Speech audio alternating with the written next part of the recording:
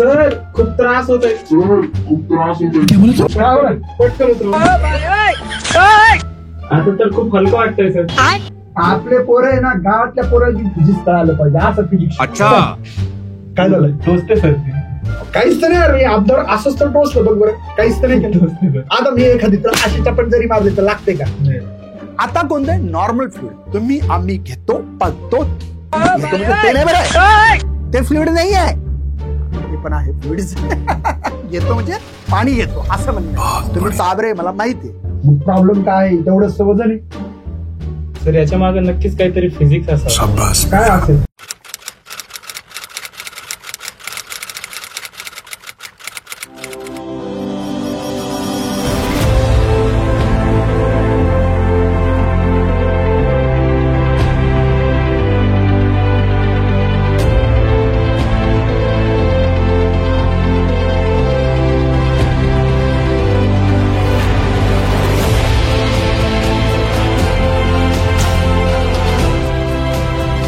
Hello विद्यार्थी मित्रांनो, मी सगळ्यांचं स्वागत करत आहे आपल्या मुकेश सर युट्यूब चॅनलवर. या चॅनलवर मराठीतून तुम्हाला सगळे काही व्हिडिओ प्रोव्हाइड केल्या जात आहेत.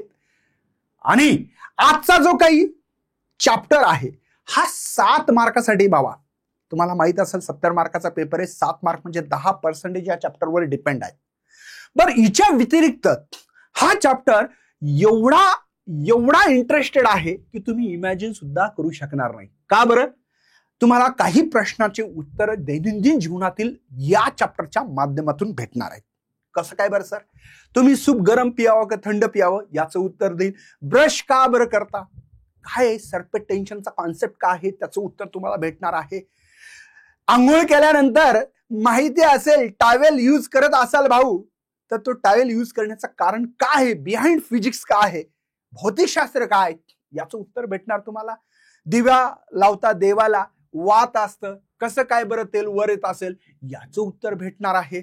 विमान हवेमध्ये उडतं, का बरं उडत असेल याचं बॉर्नलीज इक्वेशन मध्ये तुम्हाला उत्तर भेटणार आहे. नदीला जर बाढ आली म्हणजे पूर आला तर त्याला टर्ब्युलन्स फ्लो म्हणतात. काय मेळ आहे सर? पाणी स्मूथ चालत असेल तर त्याला काय म्हणतात? तर तुम्हाला स्ट्रीमलाईन फ्लो म्हणू शकता. त्याच्यानंतर जर पाण्याची बॉटल आणि एक हनीबीची बॉटल जर मी खाली टाकत असताना कोणती बॉटल लवकर खाली येईल, कोणती उशीर येईल, काय येत असेल, काय तिच्या पाठीमागचं फिजिक्स आहे याचं उत्तर तुम्हाला भेटत असेल. का बरं? टर्मिनल वेलॉसिटी पण एक कॉन्सेप्ट आहे. जर पाणी जर हे ग्रॅव्हिटी हे जर फोर्स नसते, फ्रिक्शन फोर्स, तर काय झालं असतं? डायरेक्ट पाणी इथून जर गेलं भाऊ खालून निघालं असतं. खरंच सांगतो हे रियालिटी आहे. एवढं काही फिजिक्स शिकायला भेटणार आहे यामध्ये की तुम्हाला कळेल की बाबा फिजिक्स खरंच एवढा सोपा चॅप्टर असू शकतो. पण निश्चित तुम्हाला या चॅनलला फॉलो करायचं. आणि जे सीईटी कोर्स शिकत असेल तर पीजे मेन ऍपवर तिथे तुम्हाला फिजिक्स शिकवलं जात आहे. सीईटी दिनेश सर ऍपवर मॅथ्स आणि ऑल अबाउट केमिस्ट्रीमध्ये केमिस्ट्री शिकवलं जातं. खूप जबरदस्त चालू आहे. चला आज मेकॅनिकल प्रॉपर्टीज ऑफ फ्लुइडवर बोलणार आहे आणि लाईव्ह एक्झाम्पल मी तुमच्या समोर इथे घेऊन येणार आहे. इथे पण तुम्हाला काहीतरी दिसत असतील डायग्राम, याचं खूप काही महत्व आहे. आणि हा 7 मार्कासाठी चॅप्टर आहे, हे नोट डाऊन करायचं आहे. आणि आपला चॅप्टर सुरुवात करतोय. सर्वात आधी इंट्रोडक्शन मध्ये तुम्हाला माहिती आहे की मॅटरच्या 3 स्टेट आहेत. कोणकोणत्या आहेत? कॉमेंट मध्ये लिहा बरं एकदा बाबा, पटकन लिहा. अरे मुकेश सर सांगायची वाट बघू नका. काय लिहाल? Solid, liquid, gases. Solid, liquid, gases. Solid, liquid, gases. Solid म्हणजे काय? तर ते जे काही मॉलिक्युल्स आहेत हे सक्त असतात.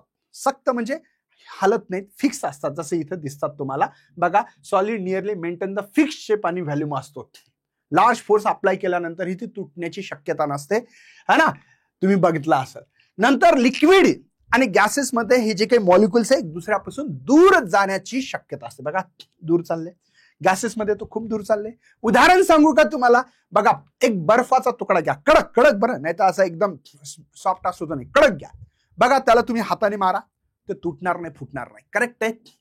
आणि जर तुम्ही पाणी घेतलं म्हणजे जर बर्फाला जर तुम्ही हीट दिली तर पाण्यात होईल, पाणी इकडे तिकडे स्प्रेड होण्याची शक्यता आहे, दूर दूर जाण्याची शक्यता आहे. आणि एक ग्लास पाण्याची जर वाफ बनवली तर एक रूमभर तयार होऊ शकते. म्हणजे किती गॅस मॉलिक्युल एक दुसऱ्यापासून दूर जातात हे तुम्हाला समजलं असेल इथे, है ना? आणि फ्लुइड म्हणजे काय? जो फ्लो होऊ शकतो, जो फ्लो होऊ शकतो. मोशन मध्ये येऊ शकतो त्याला तुम्हाला फ्लुइड्स असं म्हणता येतं. चला मग फ्लुइडची काही डेफिनेशन आहे का स्टँडर्ड? हो, कधी कधी एका मार्गाला येण्याची शक्यता असते. एनी सबस्टन्स, कोणताही सबस्टन्स जर फ्लो होत असेल तर त्याला फ्लुइड असं म्हणायचं. Any substance that can flow, now then it is called as the fluid म्हणायचं. फ्लुइड म्हणजे जो सबस्टन्स फ्लो होऊ शकतो. पाणी आहे, फ्लो होऊ शकतो, हा त्याला फ्लुइड म्हणा. मग हवा आहे, फ्लो होऊ शकते, त्याला फ्लुइड म्हणा सर. है ना, चहा आहे सर, फ्लो होऊ शकतो, फ्लुइड म्हणा सर त्याला. आहे ना. बघा, fluid is a substance that deform continuously. हा डिफॉर्म काय शब्द आहे? तुम्ही 11वी शिकत असाल नसाल काही टेन्शन घेऊ नका, तुमचा भाऊ तुमच्या सोबत आहे बाबा. काय डिफॉर्म? डिफॉर्म म्हणजे काय? जर एखाद्या वस्तूवर तुम्ही बल लावलं, फोर्स लावला असेल तर तो त्याचा शेप आणि साईज चेंज करतो, त्याला डिफॉर्म म्हणतात. त्यांचा शेप आणि साईज चेंज होत असेल एखाद्या गोष्टीवर फोर्स लावला. ठीक आहे. बघा काय म्हटलं, फ्लुइड सबस्टन्स आहे दॅट डिफॉर्म कंटिन्युअसली. कधी? Under the action of external force. External force apply केला असेल तर. फ्लुइड एक सबस्टन्स आहे, डिफॉर्म कंटिन्युअसली होते under the action of external force केला असेल तर. चला, आपल्याला काही या ठिकाणी हे जे काही डेफिनेशन्स आहे, डेफिनेशन्स कळाल्याच आहेत. पण तुम्हाला आणखीन काही सांगायचं, मेकॅनिकल प्रॉपर्टीज मध्ये ओनली लिक्विड आणि सॉलिड येणार आहे. सॉरी, लिक्विड अँड गॅस येणार आहे, लिक्विड आणि गॅसेस येणार आहे. पण एक खरं खरं सांगू का, या चॅप्टर मध्ये फ्लुइड मध्ये आपण नाही का लिक्विडच घेणार आहे, गॅस घेणार नाही. गॅससाठी आपल्याकडे एक थर्मोडायनामिक्स नावाचा चॅप्टर आहे जो की आपला कंप्लीट झालेला आहे. त्या चॅप्टरच्या संदर्भात तिथं माहिती केटीजी गेटीजी मध्ये. पण आपल्याकडे या ठिकाणी शेअर मॉड्युलस ऑफ फ्लुइड, याचं जे फ्लुइडचं असतं 0 असतं. हे शेअर मॉड्युलस काय शब्द आहे सर? शेअर मॉड्युलस काय शब्द आहे सांगा बरं. शेअर मॉड्युलस इज 0 असा शब्द तुमच्या पुस्तकात दिसेल तुम्हाला. हे काय sir share modulus of? Share modulus is 0 म्हणजे त्या वस्तूचा शेप आणि साईज चेंज होण्यासाठी रजिस्ट करत नाही, अपोज करत नाहीत, त्याला शेअर मॉड्युलस 0 असा शब्द वापरलेला आहे. म्हणजे जसं की मी जर याला तोडायचा प्रयत्न केला या मार्करला तर हा मार्कर तुटणार नाही, अपोज करेल तुटण्यासाठी. तसे फ्लुइड मध्ये प्रॉपर्टी आहे का? नाही. फ्लुइड इझिली तोडू शकतो, इझिली त्याचा शेप साईज चेंज करू शकतो मी. म्हणून इथं म्हटलेलं आहे शेअर मॉड्युलस इज 0 आहे. कोणाचं? लिक्विडचं. चला बरं, आयडियल फ्लुइडच्या काही प्रॉपर्टीज असणार आहेत, त्या प्रॉपर्टी सुद्धा आपल्याला बघायच्या आहेत. आणि तुम्हाला इथे एक कळाला असेल की याचं जे एक्झाम्पल आहे शेअर मॉड्युलस 0, वॉटर आहे, पीठ असतं घरामध्ये, खात असाल ना आटा, पीठ है ना, उदाहरण देऊ शकता, टूथपेस्ट असू शकते. चला, आयडियल फ्लुइड काय आहे? आयडियल फ्लुइड एक kind of fluid has no viscosity. त्याला विस्कॉसिटी नसते. आता विस्कॉसिटी शब्द काय? आता आपल्याला विस्कॉसिटीवर शिकायचंय, पण आता इथे एक शब्द आला, कसं सांगणार बरं मी? खूप एक्सप्लेनेशन करणं शक्य नाही, पण सांगतो तरी पण. ठीक आहे. No viscosity. विस्कॉसिटी मी एक एक्झाम्पल देतो, त्याच्यावर तुम्हाला डिसिजन घ्यायचंय. एक पाण्याची बॉटल घेतली, एक हनीची म्हणजे मध असतं ना, मध, महूळ माहित असेल, गावाकडल्या मुलांना माहित असतं मध. 2 बॉटल घेतल्या आणि दोघंही खाली उंटोय. कोणती बॉटल लवकर खाली होईल? पाण्याची. आणि मधाची लवकर होणार नाही. का बरं? तिच्यात विस्कॉसिटी जास्त आहे, गाडा पण म्हणू शकतो आपण, किंवा इंटरनल फोर्स ऑफ अट्रॅक्शन जास्त आहे मॉलिक्युलचं. बरोबर आहे ना. तर म्हणून त्याला नो विस्कॉसिटी. पाण्याला विस्कॉसिटी नसते. विस्कॉसिटी म्हणजे पाण्याला विस्कॉसिटी नाहीये. का बरं? मध आणि पाण्याचं एक्झाम्पल तुम्हाला कळालं असेल.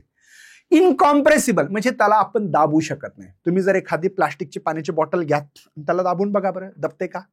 दबलं तर पाण्याची बॉटल फुटण्याची शक्यता आहे. म्हणजे त्याला कॉम्प्रेस करू शकत नाही, दाबू शकत नाही. ठीक आहे. चला, मग याच्या काही प्रॉपर्टीज आहेत. कोणाच्या? फ्लुइडच्या. कोणकोणत्या प्रॉपर्टीज आहेत? चला बघूया. पहिले, इट इज इनकॉम्प्रेसिबल. त्याला कॉम्प्रेस करता येत नाही. जसं की माझ्याकडे एक बलून आहे, त्या बलूनला मी कॉम्प्रेस करून दाखवतो तुम्हाला. बघा, ह्याला कॉम्प्रेस करता येते. असं केलं, कॉम्प्रेस केलं.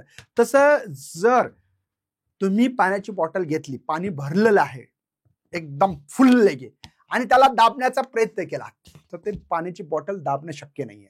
दाबल्या गेली तर त्याचा शेप इकडे तिकडे बदलेल. इथं पण बघा, इथं मी काय म्हणलंय की इट इज अ इनकॉम्प्रेसिबल. त्याला कॉम्प्रेस करता येत नाही. का बरं? त्याची डेन्सिटी कॉन्स्टंट असते, म्हणून फ्लुइडची डेन्सिटी कॉन्स्टंट आहे ना. नेक्स्ट आहे बघा, इट्स फ्लो इरोटेशनल. इरोटेशनलचा अर्थ असतो, तुम्हाला एक्झाम्पल चांगलं सांगायचं असेल तर पाण्यामध्ये जेव्हा फ्लो असतो किंवा पूर येणं नदीला, तर इरोटेशनल पाणी बघितलं ना, इकडे तिकडे पाणी पळतं, त्याला इरोटेशनल म्हणायचं. तर it is a irrotational. Flow is smooth.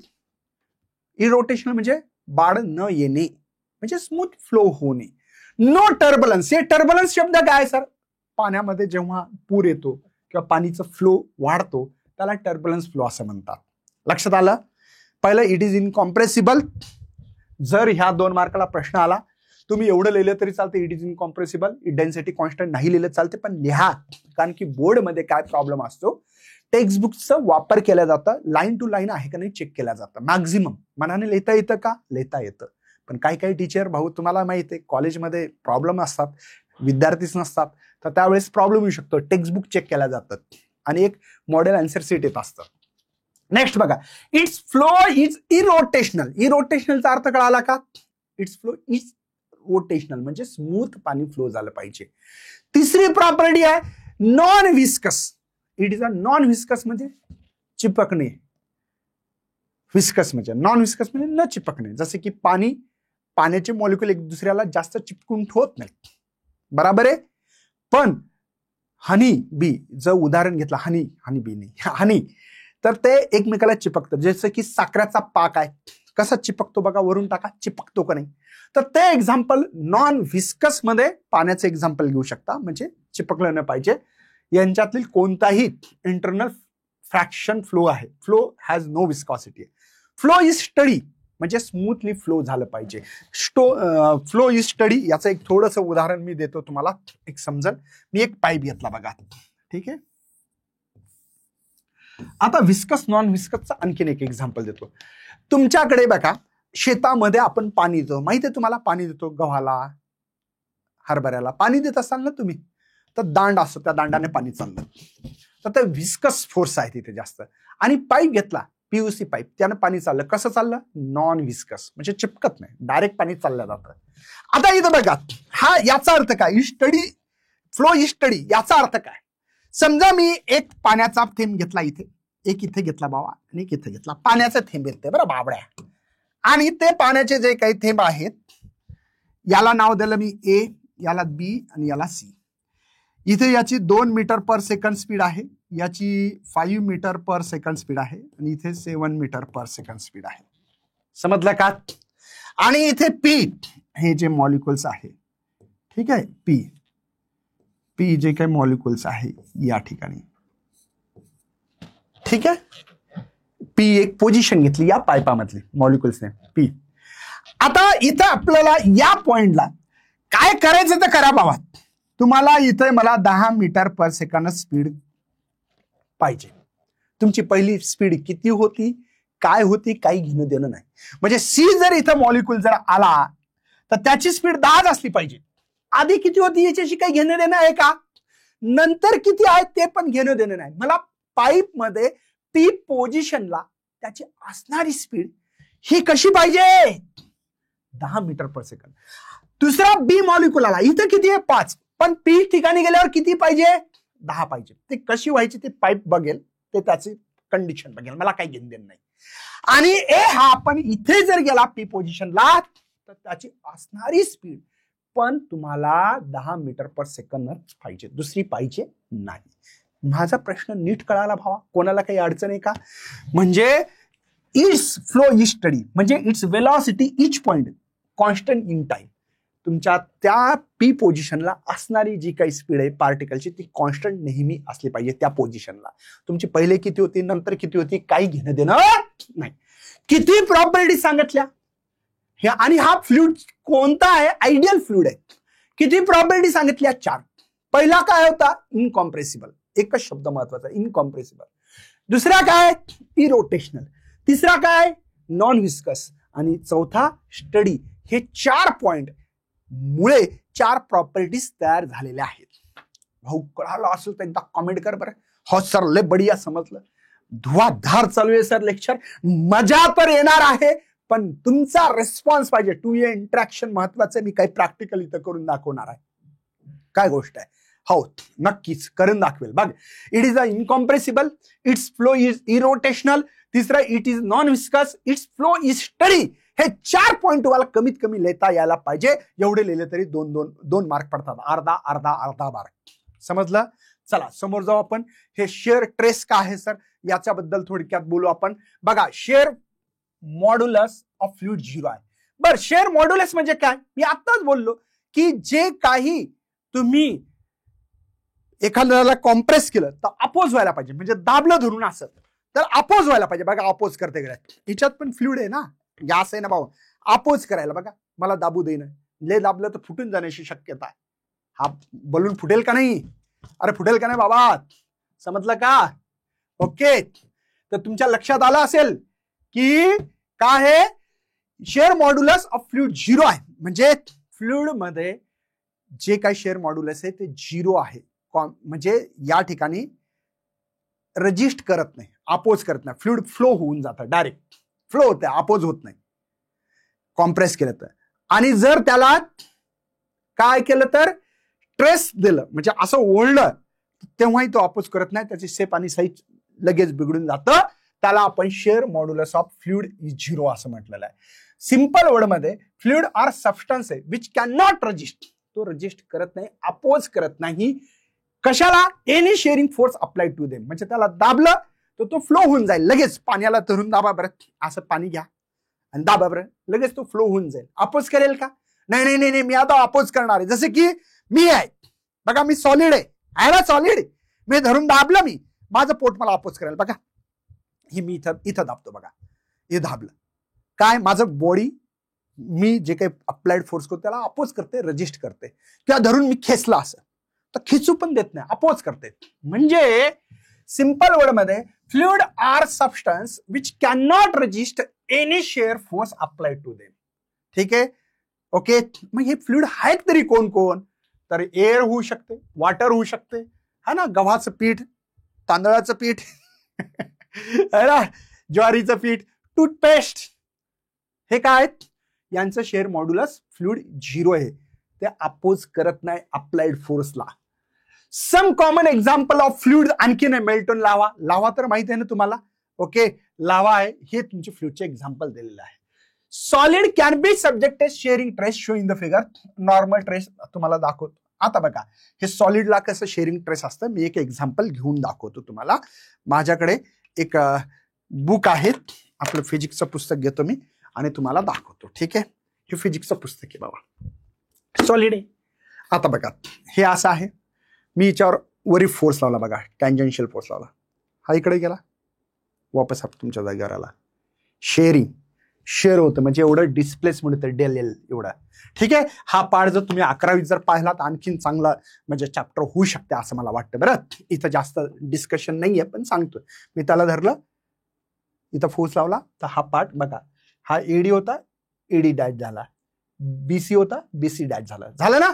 म्हणून मी काय म्हटलं, सॉलिड अपोज करेल shearing stress either by develop.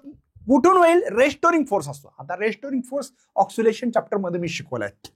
म्हणजे मी जर माझं हात चमडी धरून वळली, अशी वळली, धरून वळली, खटकन वळली, तर लगेच ते रेस्टवर जाण्यासाठी एक फोर्स डेव्हलप करेल माझी बॉडी आणि रेस्टवर माझी चमडी चालल्या जाईल का नाही?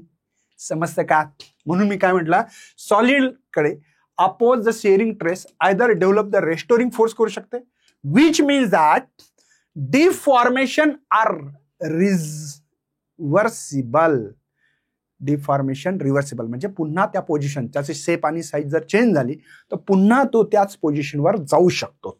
जसे की माझ्याकडे एक बलून आहे, बलून कहा गया बलून, हे बघा, हा याला मी धरून, हे बघा, मी धरून दाबलं होतं तर असं वापस त्या जागेवर आलं. बघा, दाबलं वापस त्या जागेवर आलं, म्हणजे डिफॉर्मेशन झालं. म्हणजे मी एक्सटर्नल फोर्स अप्लाय केल्यामुळे ती जी काही बलून आहे ही आतमध्ये गेली. बघा, मी दाबल्यामुळे सोडलं तर पुन्हा त्या आपल्या पोझिशनवर आला.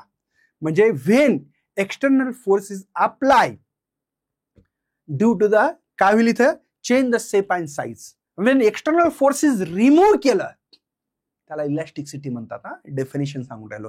External forces remove regains his original shape आणि साईज वर येते. रिव्हर्सिबल आहे म्हणताय. They require the certain initial stress before a deform start flowing. है ना. आता या ठिकाणी याच्यावर काही जास्त काही टेन्शन घेण्याची गरज नाही बरं, पण माझं शिकवायचं काम आहे म्हणून शिकवतो. नॉर्मल ट्रेस का असतात बघा. स्ट्रेसमध्ये कॉम्प्रेसिव्ह स्ट्रेस आहे आणि एक टेन्साईल स्ट्रेस आहे. आता कॉम्प्रेसिव्ह म्हणजे धरून दाबणे. जसं की मी याला धरून दाबलं, अपोज व्हायला का नाही बघा. दाबू द्यायला का अपोज व्हायला बघा. काय म्हणलेलं आहे. Ideal fluid on the other hand can only be subjected to the normal compressive stress is called as the pressure म्हणला. Most fluid offer the very weak resistance to the deform. काही deform होण्यासाठी weak resist होतो म्हणजे जास्त oppose होत नाहीये. Real fluid display the viscosity so apply capable to be. पण इथं जर सॉलिडवर तुम्ही जर केलं, कॉम्प्रेस जर केलं, असं धरून दाबलं तर अपोज होते, रजिस्ट होते. धरून ताणवलं तर बघा हे ताणवलेलं पण आहे. याला टेन्साईल म्हणजे धरून असं इकडे फोर्स लावला, पण तरी पण अपोज व्हायला लागला बघा. मला ताणवता कुठे यायला जास्त नाही यायला. लक्षात आलं ना तुम्हाला. म्हणजे या ठिकाणी याला तुम्हाला टेन्साईल म्हणता येईल आणि हे जे ते कॉम्प्रेसिव्ह आहे. चला नेक्स्ट बघू आपण आता काय दिलेलं आहे. Force acting small surface area आहे within the fluid at rest. Fluid रेस्टवर असेल आणि force acting small surface area केलं. छोटासा छोटासा एक एरिया आहे तिच्यावर मी फोर्स अप्लाय करतोय. नीट लक्षात द्या. स्मॉल सरफेस एरिया डी आहे rest within the fluid. Fluid रेस्टवर असेल तेव्हा सरफेस डज नॉट ऍक्सरलेट. त्यावेळेस ते सरफेस ऍक्सरलेट होणार नाही म्हणतात. Surrounding fluid exert equal normal force D F on both the side. Both the side जर असेल तर त्या ठिकाणी तो पार्ट जो आहे तो ऍक्सरलेट होणार नाही. हिच्यात जास्त घेणं देणं नाहीये. प्रॉपर्टी ऑफ फ्लुइड महत्वाचा आहे अत्यंत. ते काय काय काय प्रॉपर्टी तुम्ही म्हणाल सर आधीच्या पण प्रॉपर्टीज ऑफ फ्लुइड आहेत आणि आता दोनदा का बरं. अरे भावड्या ते कशाच्या आहेत. कशाच्या आहेत त्या आयडियल फ्लुइडच्या आहेत. आता कोणते नॉर्मल फ्लुइड तुम्ही आम्ही घेतो पागतो. घेतो म्हणजे ते नाही बरं आहे, ते फ्लुइड नाही आहे. ते पण आहे फ्लुइड. घेतो म्हणजे पाणी घेतो असं म्हणणं आहे. तुम्ही चाबरे मला माहिती आहे. कॉमेंटमध्ये लिहू नका फक्त, ठीक आहे. नाही तर भाऊ कोणता ब्रँड आहे विचारसाल. चला प्रॉपर्टीज ऑफ फ्लुइड्स काय. पहिली प्रॉपर्टी बघा. They do not oppose the deformation. म्हणजे शेप आणि साईज चेंज होण्यापासून आपण त्यांना रोखू शकत नाही किंवा ते डिफॉर्म होतात इझिली असं म्हणणं आहे. They do not oppose the deformation. ते त्यांचा शेप आणि साईज त्यांची चेंज होण्यापासून रोखू शकत नाही. ते परमनंट डिफॉर्म होतात. परमनंट डिफॉर्म म्हणजे पाणी आहे बाउलमध्ये टाकलं तसा शेप येणार, ग्लासमध्ये टाकलं तसा शेप येणार. कळालं का. They have ability to flow. हा फ्लुइड मध्ये ॲबिलिटी फ्लो होण्याची. भरशीवर टाका लगेच फ्लो होणं चालू होऊन जाईल. बरोबर आहे. They have ability to take the shape of container. ग्लासमध्ये टाकलं ग्लास सारखा शेप, बाउलमध्ये टाकलं बाउल सारखा, प्लेटमध्ये टाकला प्लेट सारखा शेप, बॉटलमध्ये टाकला बॉटल सारखा शेप, बकेटमध्ये टाकला बकेट सारखा शेप. है ना, माहित आहे ना. म्हणजे 3 प्रॉपर्टीज आहेत. पहिली प्रॉपर्टी काय सांगितली. They do not oppose the deformation. हा परमनंटली डिफॉर्म होतो. They are ability to flow. हा फ्लुइडची प्रॉपर्टीज आहे फ्लो होण्याची आणि ज्या कंटेनरमध्ये टाकसाल त्याचा तो शेप बनणार आहे. मला वाटते खूप डिटेल सांगतोय. खरंच सांगा भावडा. जर कळालं असेल तर कॉमेंट करा. चला. Fluid exhibit this property because can not oppose the shearing stress. Static equilibrium. Static equilibrium म्हणजे स्थिर जर पाणी असेल रेस्ट असेल तर तो अपोज करत नाही शेअरिंग ट्रेसला. ठीक आहे. चला. फ्लुइड ऍट रेस्टवर असेल तर एक तुम्हाला थोडक्यात मी सांगतो. आपल्या चॅप्टरचं नाव आहे भाऊ फ्लुइड आणि या फ्लुइडमध्ये मला या 3 गोष्टीचा अभ्यास करणं गरजेचं आहे. एक रेस्टवर असणारा फ्लुइड है ना, बरोबर आहे. त्याला स्टॅटिक असं नाव पण असू शकतं. स्टॅटिक नंबर हे मोशन म्हणजे डायनामिक्स लिहितो मी. म्हणजे अशा फ्लुइडचा अभ्यास करायचा. कोणत्या डायनामिक्स. त्याला आपण मोशन मध्ये फ्लुइड आहे असं म्हणू शकतो. आणि एक सरकी टेन्शन सरफेस टेन्शनचा अभ्यास करायचा किंवा विस्कॉसिटी त्याचे काय पार्ट म्हणसाल ते. ठीक आहे ना. अशा 3 या फ्लुइडच्या प्रॉपर्टी शिकायच्या. रेस्टमध्ये असताना, डायनामिक्स मोशन मध्ये असताना आणि त्याच्या रेस्टवर असताना त्याची एक प्रॉपर्टी आहे सरफेस टेन्शन. ती आपल्याला बघायची आहे. या चॅप्टरमध्ये मेन उद्देश आपला हा आहे. चला बघूया. नेक्स्ट बघा, प्रेशर काय आहे हे शिकण्यासाठी आपण एक प्रैक्टिकल करणार है. करण कमी है. चलो हम लोग आता आपल्याला काय करायचं, हम लोगों को एक प्रैक्टिकल करके देखना है भाई. बघा आता प्रैक्टिकल, दरवाजा लगा दो, बॅग दे दो. आता आपण एक नाही का, आपला एक खतरनाक बंदा आहे, त्याचं नाव आहे करण. करण अर्जुन, माहिती आहे तुम्हाला, खरंच नाव आहे बरं, याच्या भावाचं नाव अर्जुन आहे. ठीक आहे, काय करायचं प्रॅक्टिकल? हो नक्की. ही बॅग आहे माझी. ठीक आहे, आता ही बॅग देतोय करणच्या खांद्यावर. हे बरं करण, पुस्तक टाकले बरं करण. ठीक आहे सर, खूप त्रास होतोय, पटकन उतरव. काय झालं, असं काय त्रास आहे? मला तर काही वाटत नाही. खूप जड आहे सर ते. वाटते तुला जड? हो नक्की. बर, आता बघा मी काय करतोय, ही बॅग देतोय सरळ. आता हा खरा बोलतोय का खोटा बोलतोय घेऊ, याची परीक्षा घेऊ. हे घे.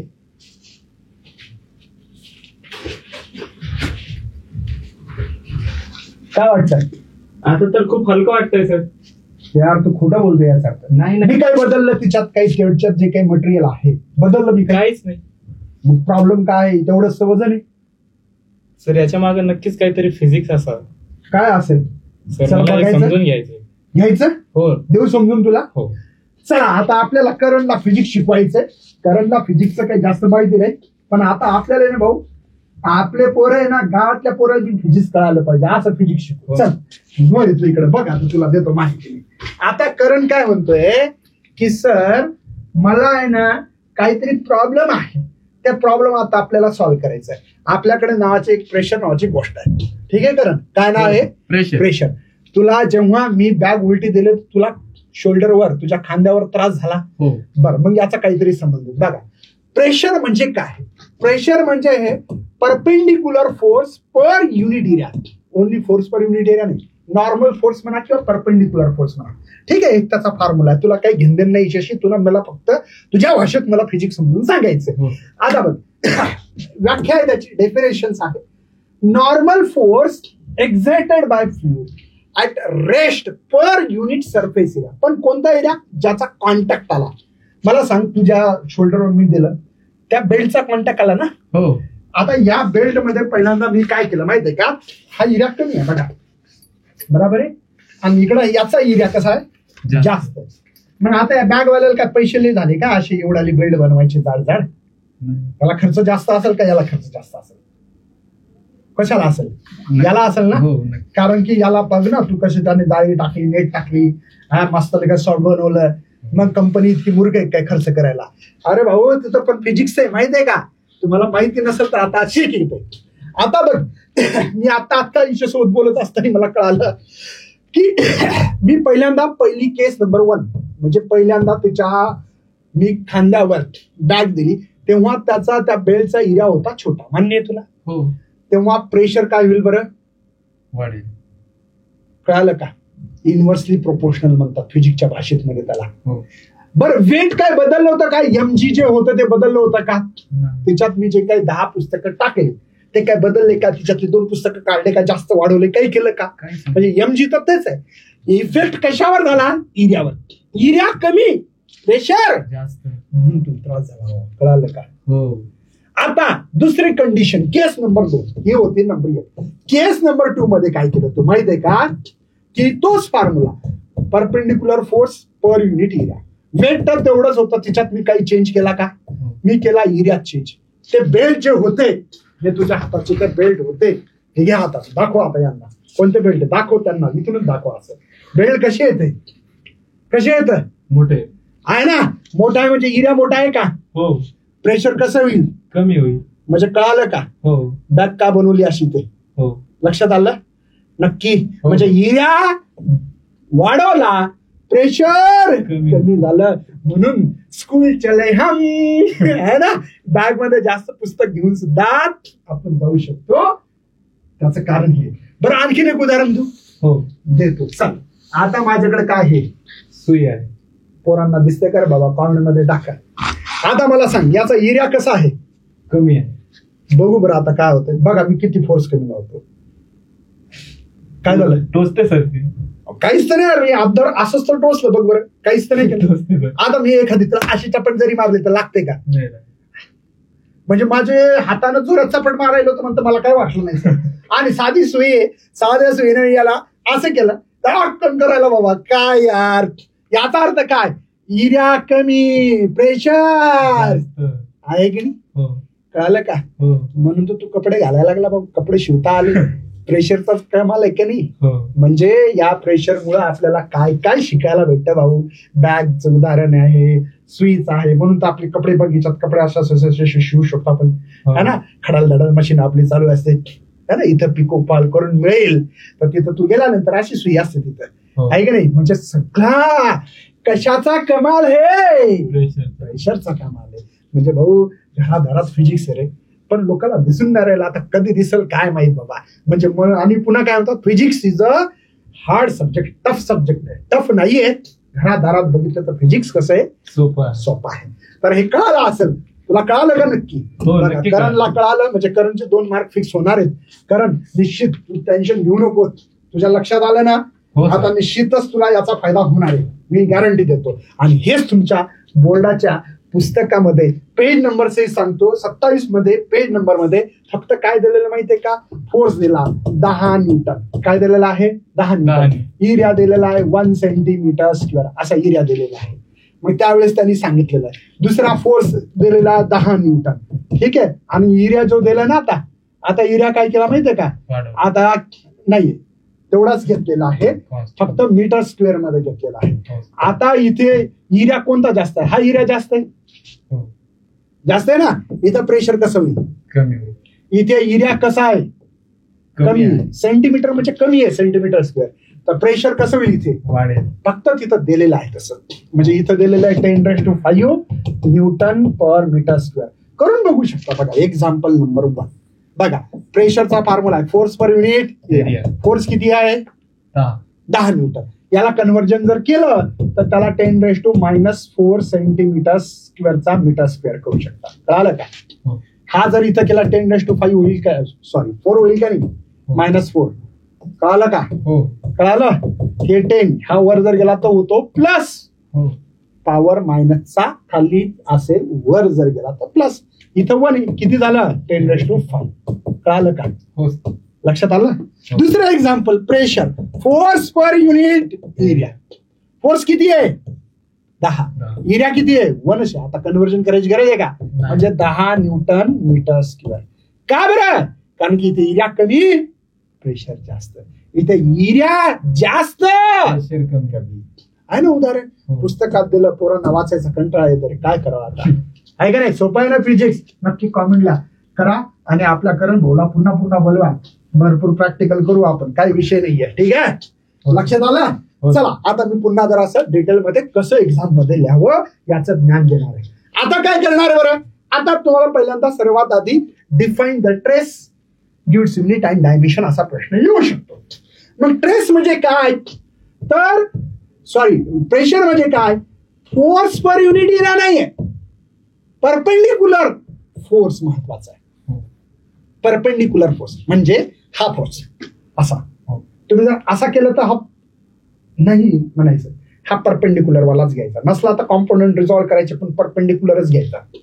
पर युनिट एरिया. पण एरिया कोणता? जो कॉन्टॅक्ट मध्ये. नाही तर तू म्हणशील सर बॅग घे बरं एकदा. आता मला सांग, तुला या बॅगचा इकडल्या एरियाचा काय संबंध आहे? तुला संबंध कुठला होता? बेल्टचा. हा जो काही एरिया आहे ना, जो कॉन्टॅक्ट मध्ये शोल्डरवर होता, त्याचा संबंध होता. बाकीचं काही घेणं होतं का तुला? नाही. नक्की समजलं ना? चला, म्हणजे फोर्स कोणता? नॉर्मल फोर्स आहे. नॉर्मल फोर्स म्हणजे परपेंडिक्युलर फोर्स आहे. पर युनिट सरफेस एरिया पण कॉन्टॅक्ट मध्ये असणारा. याचं SI युनिट बघा. फोर्सचं SI युनिट का असतं माहितीये का तुला? न्यूटन. अरे वा, तुला पण फिजिक्स येतं. एरियाचं मीटर स्क्वेअर आहे ना. कळालं का? पण एक मोठे सायंटिस्ट होऊन गेले, त्यांचं नाव आहे पास्कल. म्हणून पास्कल त्याचं युनिट आहे. ठीक आहे? हे पण आहे, पास्कल पण लिहितात. यांचे डायमेन्शन्स लिहायचे आपल्याला. मी नेहमी सांगतो 2 सायंटिस्ट लय फेमस आहेत भावा. एक हे न्यूटन, दुसरा आहे जूल. न्यूटनचे डायमेन्शन्स पाठ करा. का बरं? कारण की सायंटिस्टचे नाव आहे. हे खरे त्यांचे युनिट नाही आहेत, खरे डायमेन्शन नाही आहेत. खरे म्हणजे हे केजी मीटर पर सेकंड स्क्वेअर आहे न्यूटनचे. ठीक आहे, म्हणून M1 T-2 आणि जूलचे M1 L2 T-2. बड़े मियाँ ये छोटी मियाँ, इसीलिए लेंथ बढ़ गई. बाकी सब क्योंकि ये छोटे मियाँ है बड़े मियाँ, ये दोनों साइंटिस्ट के नाम इसलिए डायमेंशन प्राप्त करणार. समजलं का? हो सर. चला मग आता न्यूटनचे M1 L2 T-2. चुकलं ना, L1 आहे. कळालं का? हो सर. चला बरं, खाली काय आहे L2, कळालं का? आता काय होईल, हा L1 आहे, हा वरी गेल्यावर काय होईल -2, तो L -1. तर M1 L-1 T-2 हे तुमचे प्रेशरचे डायमेन्शन्स आहेत. आणि याचे छोटे मोठे आणखीन युनिट आहेत. ठीक आहे, हेक्टा पास्कल, ऍटमॉस्फेरिक प्रेशर पण आपण मोजणार आहे. या इथे आता आपल्याला 1 बार म्हणजे काय, तर 1 बार म्हणजे 10⁵ न्यूटन मीटर स्क्वेअर होतं. आणि 1 हेक्टा पास्कल जर असं पाहिलं तर झालं 10 हेक्टा म्हणजे 10 है ना, न्यूटन पर मीटर स्क्वेअर. तर हे तुम्हाला माहित पाहिजे. हेक्टा पास्कल म्हणजे 100 होईल. 1 मिनिट, 100 होणार आहे हा ना, हेक्टा 100. तर हे तुम्हाला माहित पाहिजे, न्यूटन मीटर स्क्वेअर. तर हे तुमचे कन्व्हर्जन आहेत. असे भरपूर याचे प्रेशरचे युनिट आहेत, जसं की न्यूटन मीटर स्क्वेअर आहे, पास्कल आहे, इथं तुम्हाला बार, हेक्टा पास्कल, आणखीन एक टोर नावाचं आहे, पण त्याच्याशी काही घेणं देणं नाही. तुम्हाला फक्त प्रश्न लिहायचा, त्याचं definition, formula, SI unit, dimensions, हे महत्वाचं आहे याच्यामध्ये. समजलं का? हो सर. काय जास्त कठीण आहे? फिजिक्स खरं पाहिलं तर कठीण नाहीये. तुम्हाला जर निश्चित आवडला असेल आमच्या करण भाऊ सोबतचं फिजिक्स, तर कॉमेंट मध्ये लिहा. आणि आणखीन असंच फिजिक्स घेऊन आपण जबरदस्त काहीतरी. आणि हा चॅप्टर तुला सांगतो, सगळा दैनंदिन जीवनामध्ये वापरण्यात येणारा चॅप्टर. फ्लुइड्स, ब्रश करताना आपण ब्रश पेस्ट वापरतो, सर्पेंटेशन कमी होतं म्हणून ते तोंडामध्ये स्प्रेड होतं, म्हणून जंतू मरतात. कोणाला वाटतं की मी अशा ब्रश धरण खाना खान खाना खाना असं फिरवत राहू का, तसं फिरवायची गरज नाही. सूप गरम पिलं पाहिजे का थंड पिलं पाहिजे? गरम पिलं पाहिजे. कारण सर्पेंटेशन कमी झाल्यामुळे ते सूप तोंडामध्ये स्प्रेड होते आणि म्हणून त्याची चव मस्त खमंगार लागते. असं आहे की नाही? म्हणजे आंघोळ केल्यानंतर आपण टाईल वापरतो, कॅपलरी ऍक्शन होते तिथे. आपल्याला माहिती आहे पावसाळ्याचे दिवस आहेत, पावसाळ्यात काय होतं माहितीये का, झरणे. तर झरण्याचं कॅपलरी ऍक्शन आहे. ते कसं आहे मी शिकवणार आहे या चॅप्टरमध्ये. प्रत्यक्षात दिवा लावतो आपण, वातीमध्ये तेल कसं काय चढतंय, कॅपलरी ऍक्शन आहे. विमान हवेत कसं काय उडतं, हे त्याच्यात बॉर्नॅलिस इक्वेशन आहे. स्प्रे मारतात, पाईप घेतलं का, फिजिक्स आहे. इंजेक्शन देतो, फिजिक्स आहे. एवढं फिजिक्स आहे भावा, एवढं फिजिक्स आहे की तुम्ही थकसाल. एवढं मोठं तुम्हाला पूर आला तर फिजिक्स आहे, पाणी स्मूथ वाहत आहे, फिजिक्स आहे. म्हणजे खूप गोष्टीचं शिकणं भेटल. पावसाळ्यात पाऊस पडते, डायरेक्ट जर पडला असता पाऊस, नॅचरलनं जर काही केलं नसतं तर डायरेक्ट इथून निघून खालून निघाला असतं पाणी त्यातून. म्हणजे इथपर्यंत फिजिक्स आहे. पण निसर्गाची देण आहे, आपल्याला फिजिक्स लागते म्हणून त्याला टर्मिनल व्हेलॉसिटी हा शब्द वापरणार आहे. तर खूप काही शिकायचं आपल्याला, मजा करायची. भेटूया पुन्हा अशाच सेशन मध्ये. तोपर्यंत बाय बाय. जय हिंद, जय भारत, जय महाराष्ट्र.